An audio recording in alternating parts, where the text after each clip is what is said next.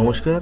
আজ আমাদের প্রথম নিবেদন উপেন্দ্রকিশোর রায়চৌধুরীর লেখা জোলা ও সাত ভূত।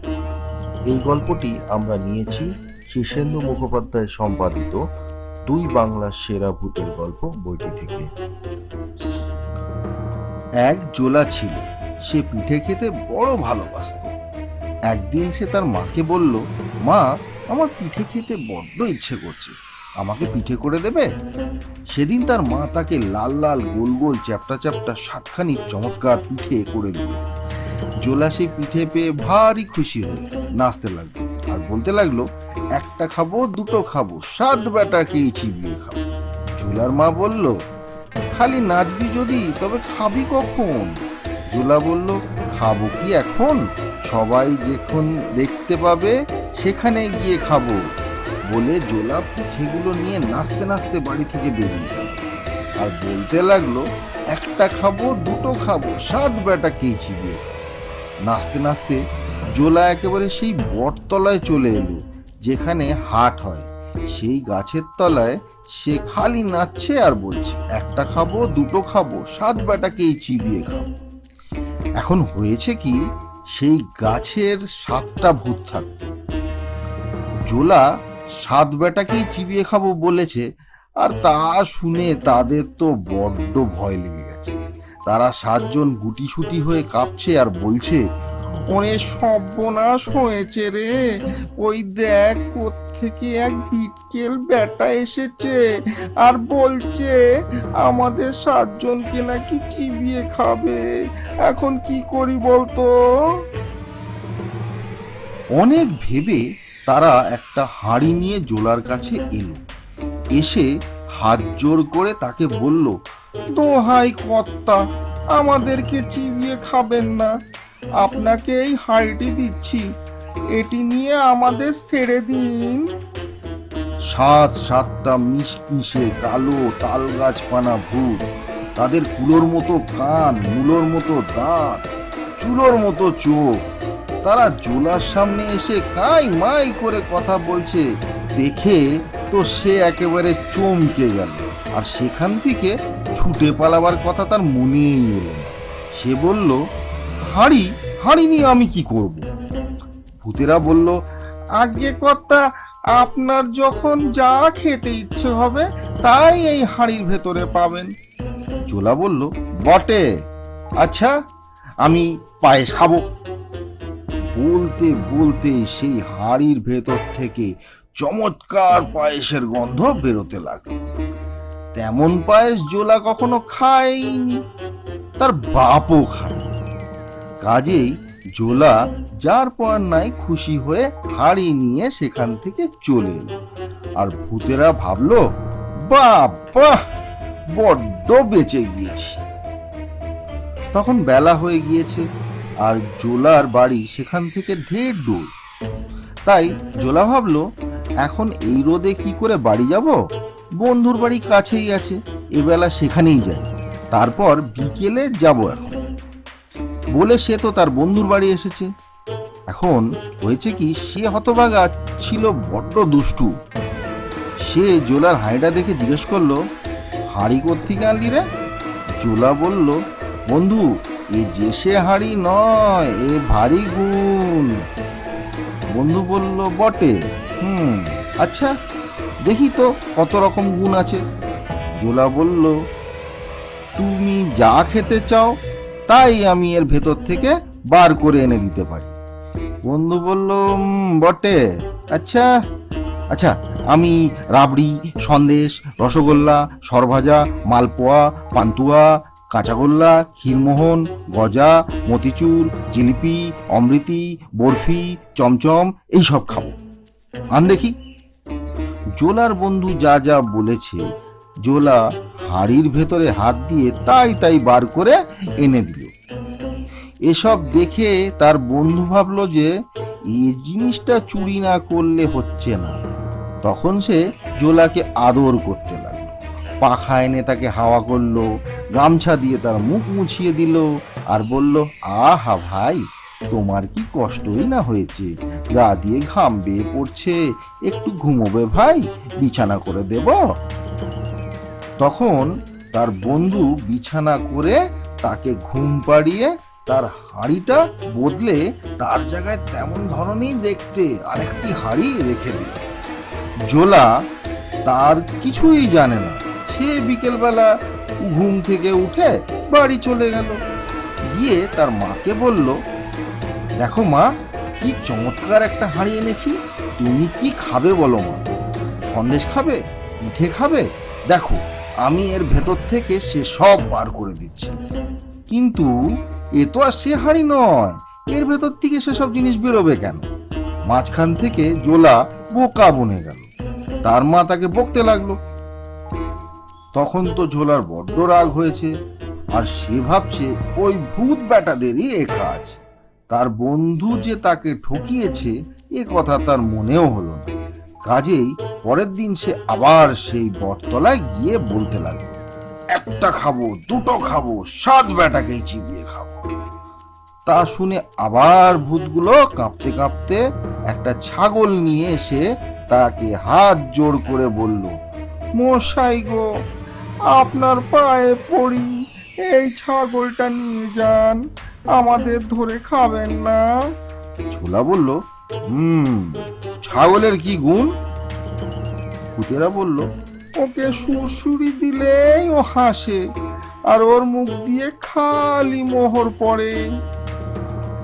অমনি ঝোলা ছাগলের গায়ে সুরসুরি দিতে লাগলো, আর ছাগলটাও হি হি হি হি করে হাসতে লাগলো, আর তার মুখ দিয়ে ঝরঝর করে খালি মোহর পড়তে লাগলো। তা দেখে ঝোলার মুখে তো হাসি আর ধরে না। এই ছাগল নিয়ে ভাবলো যে এই জিনিসটা বন্ধুকে না দেখালেই নয়। সেদিন তার বন্ধু তাকে আরো ভালো বিছানা করে দিয়ে 2 হাতে 2 পাখা দিয়ে হাওয়া করলো। ঝোলার ঘুমও হলো তেমনি। সেদিন আর সন্ধ্যের আগে তার ঘুম ভাঙলো না। তার বন্ধু তো এর মধ্যেই কখন যে তার ওই ছাগলটা চুরি করে তার জায়গায় আর একটা ছাগল রেখে দিয়েছে। সন্ধ্যের পর ঝোলা তাড়াতাড়ি ঘুম থেকে উঠে তার বন্ধুর সেই ছাগলটা নিয়ে বাড়ি এলো। এসে দেখলো যে তার মা তার দেরি দেখে ভারী চটে আছে। তা দেখে সে বলল, আর রাগ করতে হবে না মা, আমার ছাগলের গুণ দেখলে খুশি হয়ে নাচবে। বলেই সে ছাগলটাকে ধরে তার বগলে আঙুল দিয়ে বলল, কাত্তু কুত্তু কাত্তু কুত্তু। ছাগল কিন্তু হাসলো না, তার মুখ দিয়ে মোহরও বেরোলো না। ঝোলা আবার তাকে সুরসুরি দিয়ে বলল, কাত্তু কুত্তু কুত্তু কুত্তু কুত্তু কুত্তু। তখন সেই ছাগলটা রেগে গিয়ে শিং বেঁকিয়ে তার নাকে এমনি ভীষণ গুঁতো মারলো যে সে চিত হয়ে পড়ে চেঁচাতে লাগলো, আর তার নাক দিয়ে রক্ত পড়লো প্রায় 3.5 পোয়া। তার উপরে তার মা আবার এমন বকুনি দিল যে তেমন বকুনি সে আর কোনোদিনই খায়নি। তাতে জোলার রাগ যে হলো সে আর কি বলল। সে আবার সেই বটতলায় গিয়ে চেঁচিয়ে বলতে লাগলো, একটা খাবো, দুটো খাবো, 7 বেটাকেই চিবিয়ে খাবো। বেটারা, আমাকে দুবার ফাঁকি দিয়েছিস, ছাগল দিয়ে আমার নাক থ্যাতলা করে দিয়েছিস, আজ আর তোদের ছাড়ছি না। ভূতেরা তাতে ভারী আশ্চর্য হয়ে বলল, সে কি মশাই, আমরা কি করে আপনাকে ফাঁকি দিলাম, আর ছাগল দিয়েই বা কি করে আপনার নাক থ্যাতলা করলো? ঝোলা তার নাক দেখিয়ে বলল, এই দেখ না, গুঁতো মেরে সে আমার নাকের কি দশা করেছে, তোদের সবকটাকে চিবিয়ে খাবই। ভূতেরা বলল, সে কখনো আমাদের ছাগল নয় কর্তা। আচ্ছা কর্তা, আপনি কি এখান থেকে সোজাসুজি বাড়ি গিয়েছিলেন? ঝোলা বলল, না, আগে বন্ধুর বাড়ি, ওখানে গেছিলাম, সেখান খানিক ঘুমিয়ে তারপরে বাড়ি গেছিলাম। ভূতেরা বলল, তবেই তো হয়েছে কর্তা, আপনি যখন ঘুমাচ্ছিলেন সেই সময় আপনার বন্ধু আপনার ছাগল চুরি করেছে। এ কথা শুনেই জোলা সব বুঝতে পারলো। সে বলল, ঠিক ঠিক, সে বেটাই আমার হাঁড়ি চুরি করেছে, ছাগলও চুরি করেছে, এখন কি হবে? ভূতেরা তাকে এক গাছি লাঠি দিয়ে বলল, কর্তা, এই লাঠিটা আপনার হাঁড়িও এনে দেবে, ছাগলও এনে দেবে। ওকে শুধু একবার আপনার বন্ধুর কাছে নিয়ে বলবেন, লাঠি লাগাতো। তাহলেই দেখবেন কি মজা হবে। লাখ লোক ছুটে এলেও এ লাঠির সঙ্গে পারবে না। লাঠি তাদের সকালকে পিটিয়ে ঠিক করে দেবে।